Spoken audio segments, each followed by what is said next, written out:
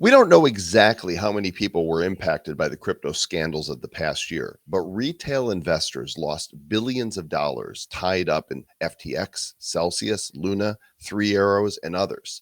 Today, we're joined by Mark Sedigh, CEO of XClaim, to discuss how they are helping people recover a portion of the money that they might not otherwise see again. If you're one of these investors, we hope you'll find hope in recovering your crypto from bankruptcy on episode number 671 of the Bad Crypto Podcast. 5, 4, 3, 2, 1, 0, ignition. Who's bad?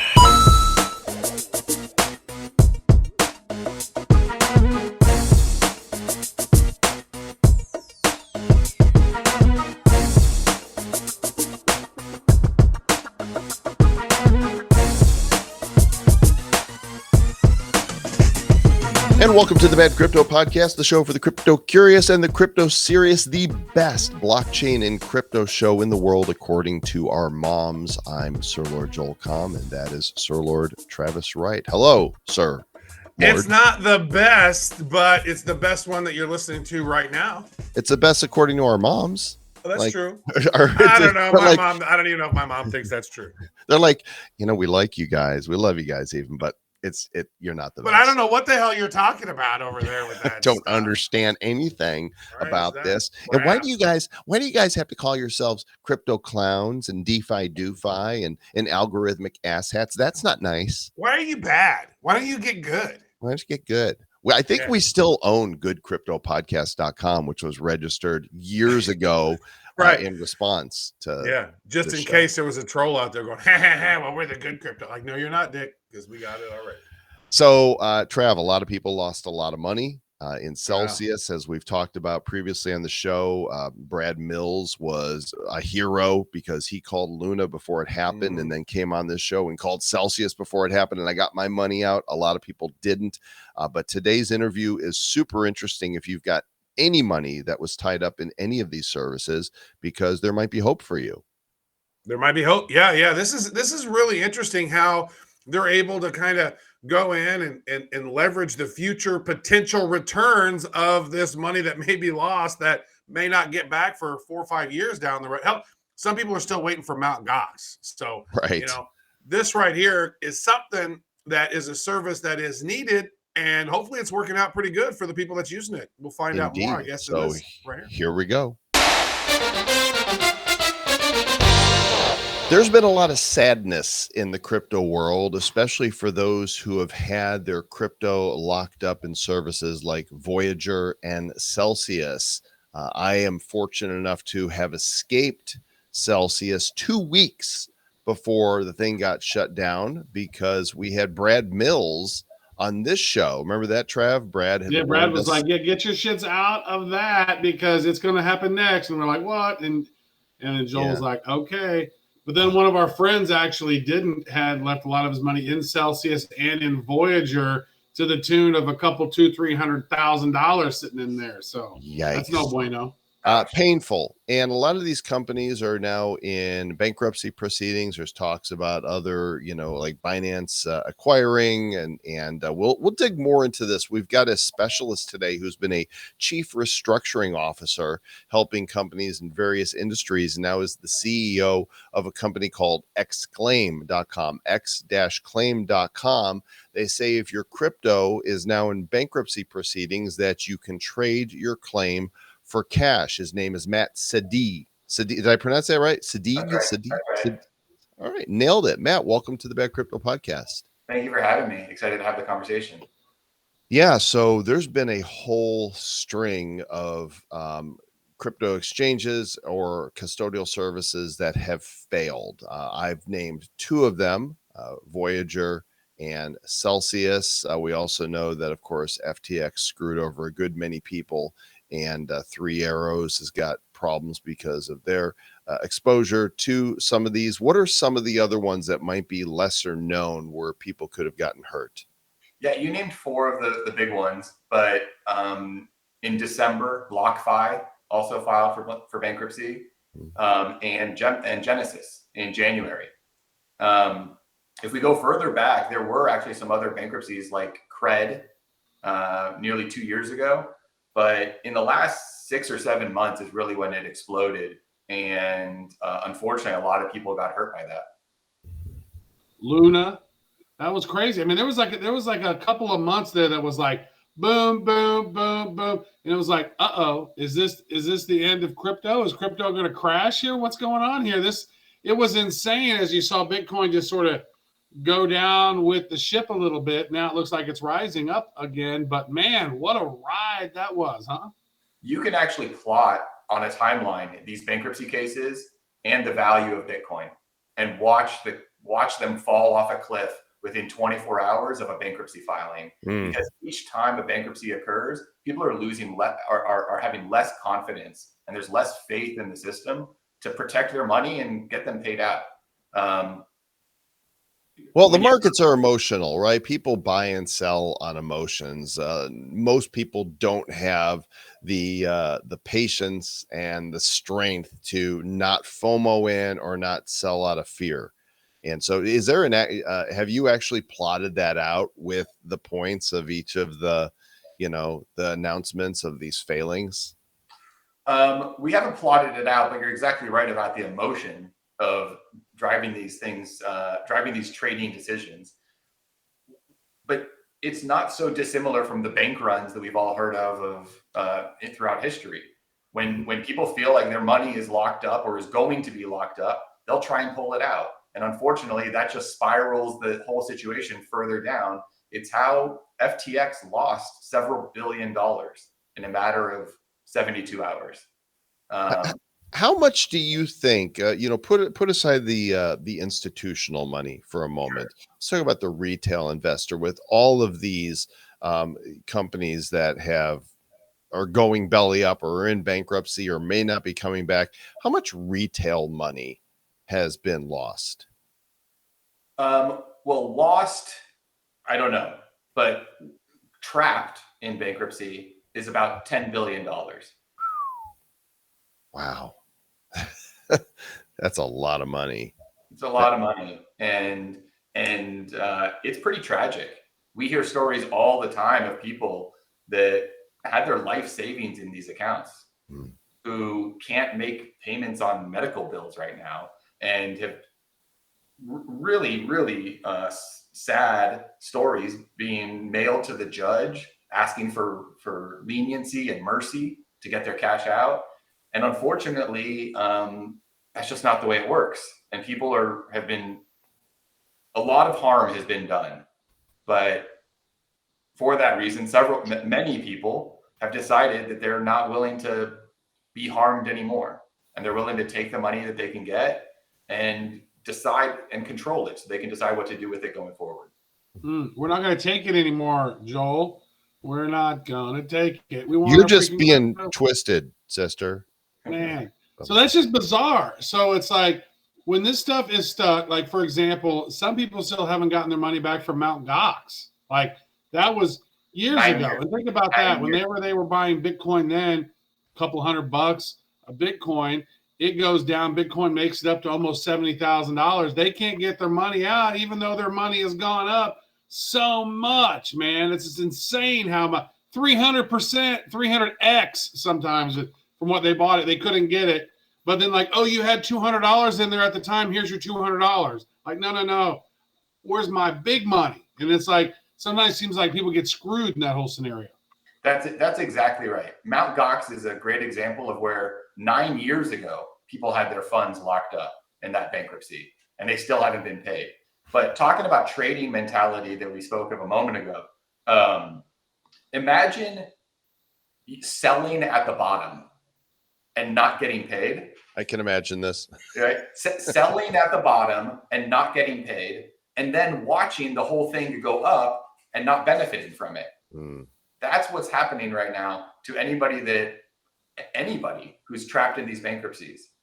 They got crushed when Bitcoin was at, what did it drop to? 13 at one point, 14, 15? Yeah, we're definitely in the 13 range, maybe even 12. Right. So when it drops that low, and that's when you get frozen, and now it's at to 22 and you don't get the benefit of any of that, that's why people are becoming more urgently saying, I want to participate in the recovery of Bitcoin rather than, or crypto generally, rather than just sit on the sidelines for up to 9 years like Mt. Gox. So let's talk about what you're doing here. The website x-claim.com is the site, and you guys are buying claims. I'm going to click on the how it works here, and maybe you can kind of explain this to us. Sure. So first off, XClaim is not a buyer of claims. We're a marketplace. So we allow account holders from all of these different crypto bankruptcies that we mentioned to list their claim on XClaim and expose it in a marketplace to buyers. There are hundreds of investors around the world, distressed debt, institutional, or even retail investors that are interested in buying these claims and waiting it out. It's really interesting, actually, the difference between a buyer and a seller. A seller in these cases is effectively selling a loss. They're cashing out their loss, and they're taking those dollars to reinvest and use it for a better purpose. Buyers, on the other hand, are making a speculative investment that the future payoff is worth the investment today. So even if FTX pays off at 50 cents 5 years from now, a seller can cash out for half of what they are owed, but a buyer can make a decent return if they're paying 25 cents for it today.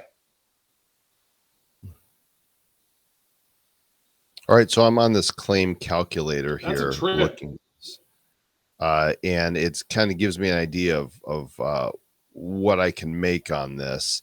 Do you have a calculator that doesn't require me to put in my information? No, we don't. All right, so But can I just put a fake one in? Sure. All The right. idea of the calculator is, first off, everybody, of course, wants to receive full recovery, 100 cents on the dollar payment immediately. But that's not the reality.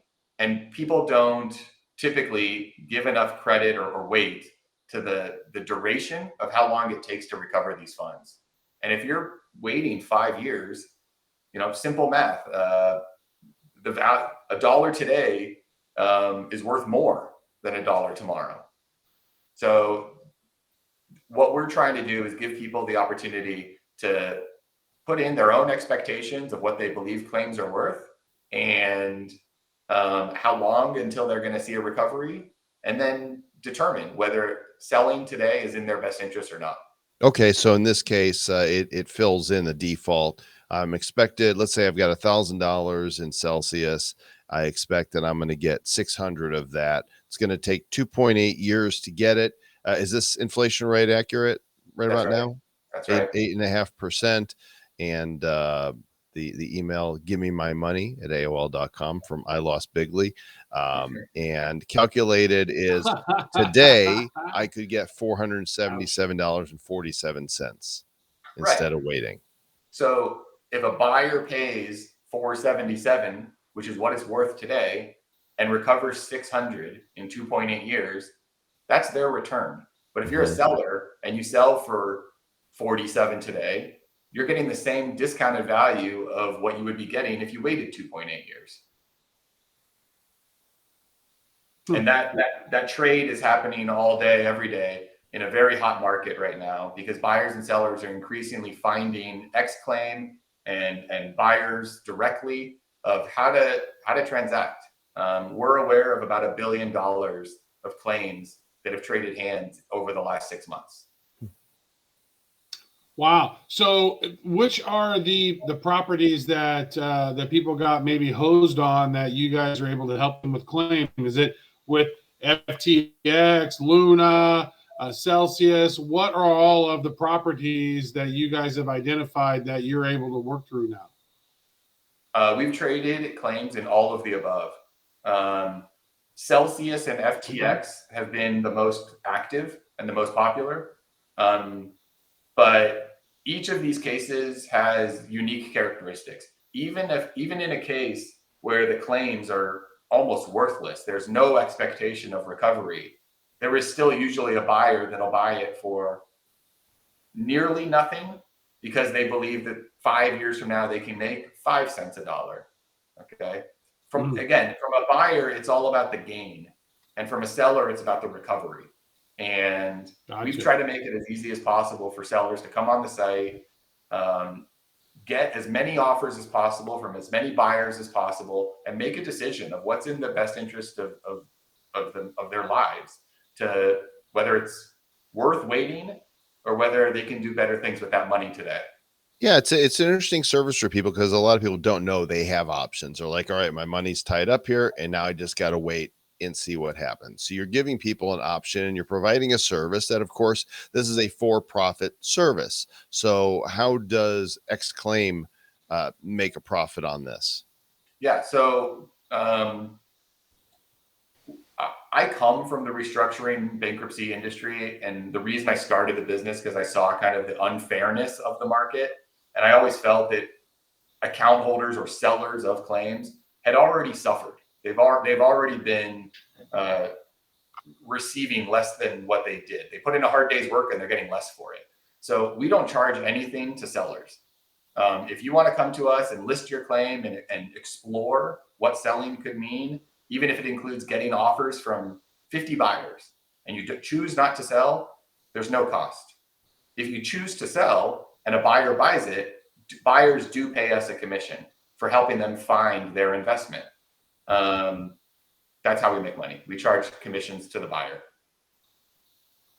Makes a lot of sense. Well, you guys can go check this out, x-claim.com, to learn more about it. You could speak with a claim holder advocate. And how much recovery have you guys done to date, in quantify it in a dollar amount? We've traded about $200 million worth of claims. Each of these cases are different. We've been actually very active in the Genesis case and the FTX case. And currently we have almost $400 million of claims listed on our platform.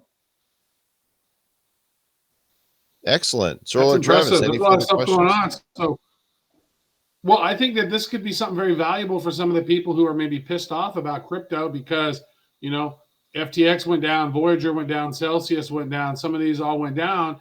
And so they need to find a way to remedy that in some way, to capture some sort of value from that, because something is better than nothing. And if you can even take 50% of what you thought you had lost forever, right?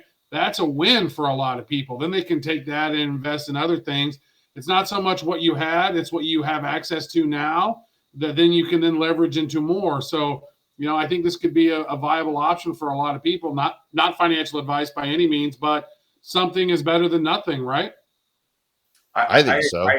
I agree, certainly. And I think that's exactly the right mentality, because we hear it all day. There are people that are ready to sell their claim so that they can get the cash and reinvest it. As we all know, the crypto community really believes, and they've been proven right many times, that you can 10x your investment quickly if you've got the cash in the right place at the right time. So which coin, Matt?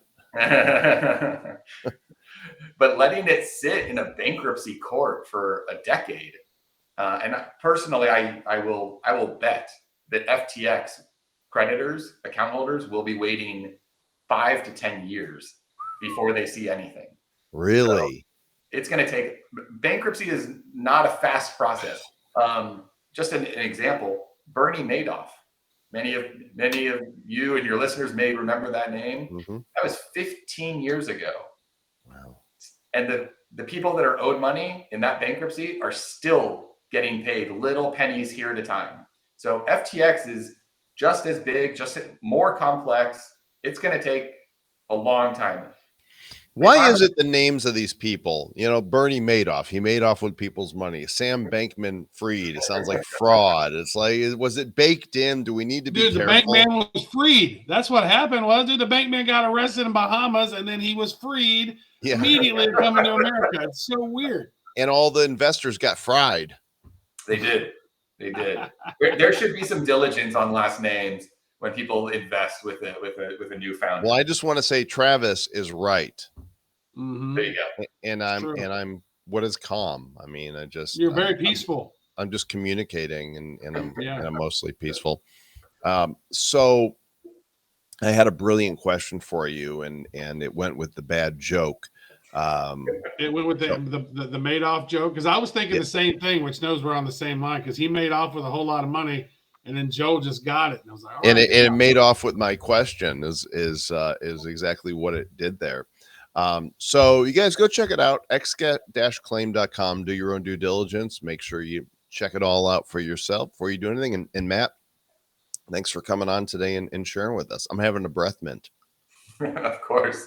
Thanks for having me. We're out the camera, so I can't actually smell your breath, but I'm sure it's delightful. It's minty fresh, I guarantee it. Mm-hmm. There we go. So if you're interested in that, make sure you go check that out. This is not financial advice. This is not a sponsored thing. Just a potential good service to maybe help you out in this scenario that you're in. So there you go. Get your money back. I got my money back. Oh my gosh, you did not. Oh my God, how did we just have the same dad joke simultaneously? That's like combustion, like that type of thing. People's MP3 players might be on fire right now. Oh my God, it's a goocher. As what? Do you know what a goocher is? No. So you ever seen that movie Stand By Me? Yeah. With like River Phoenix and Corey Feldman. Will Wheaton. Will Wheaton, those guys. Yeah. So that's what happens whenever you say the same thing at the same time. Back in the day, now you say jinx, but back in the day, it was a goocher. And for a while, it was pinch poke, buy me a Coke. Was it? Yeah. Never heard pinch poke, buy me a Coke? Pinch poke, buy me a Coke. No, I've heard of the Penske pinch. Like if you see a Penske vehicle drive by, you got to pinch somebody, or the slug bug, but not the poke, buy me a Coke. So if you guys are not yet members of the Bad Crypto Nifty Club, you will want to be, because we are dropping NFTs. All you need to do is go to badcrypto.uncut.fm and pick up this cool, ultra spinny Bad Crypto Nifty Club membership NFT. It's rare because Uncut says it's rare, and it is 0.002 ETH, which equates to $3.13. You will be in good company to have this. Airdrops will be coming your way. And if they're already coming to people who've got them, right? Yeah. There's some really cool ones that's in there. And guess what? It costs you $3 and you get all kinds of cool drops. And it doesn't make us any money at all. It actually takes us time, but it's fun to do. And you guys get cool excitement out of it. Some of the people who've received some of these are literally really excited about some of the cool things we've dropped in. And I hope that you Bad Crypto Nifty Club members that are currently holding or paying attention to what we said about our new sister show, the Bad AI Show. And currently, as of now, you can get a free Founders NFT, but that is not an automatic drop. You need to go to badai.show/NFT. These Founders passes are so badass looking, and they're going to entitle you to things and stuff, and you'll be an OG. Yeah. So check this out. So you see this one right here where we're just all static inside there. The new one, it's not static, like it's moving around. It's really cool. We're learning some really awesome tricks when it comes to this, using AI and some of these different tools. And then also our buddy Alex, who's helping put the finalized touches on some of this stuff. Dude, it's just really cool. This stuff is going on. I don't know how many hours last night I was watching different AI tool videos on YouTube last night, Joel, just checking. I'm going, oh my God, I've never even heard of that. And I'd go, oh, and I finally got access to Runway ML. That one, I've been waiting for that one for a while. It's got like 30 different creators tools inside this thing. And I said, yeah, I'm going to go ahead and pay for the membership because I know I'm going to use this like crazy. That's the one where you can import a video and then tell that video what you want it to do. And it'll make it in the form of like, oh, here's a picture of Joel and Travis walking down the street. Turn these guys into claymation. And then now their header on the page, their tagline is everything you need to make anything you want. And so we're going to be covering that on the Bad AI Show. You're going to want to go subscribe and make sure you get this free Founders Pass NFT while you can, but you have to claim it at badai.show/NFT. Thanks for listening to the Bad Crypto Podcast. We appreciate you guys. We love crypto. We love blockchain. We love Web3. We love NFTs and metaverse and gaming. It's the future of technology, Joel. Like, we love technology. And as technology advances, we like to learn about it and then teach you about it. So that's really what it is. We probably, when we named our show Bad Crypto, it probably just the bad technology show because we're talking about all kinds of badass technologies, really. Yeah, You know but what I mean? they did that in another timeline and it didn't work. Yeah. Yeah, sure. those guys failed. Nobody knows who they are. Yeah. I guess we're in the proper timeline. We're in the right timeline, which is here and now. And as much as we love talking about technology, we also love telling you guys that the one thing you should do is stay bad.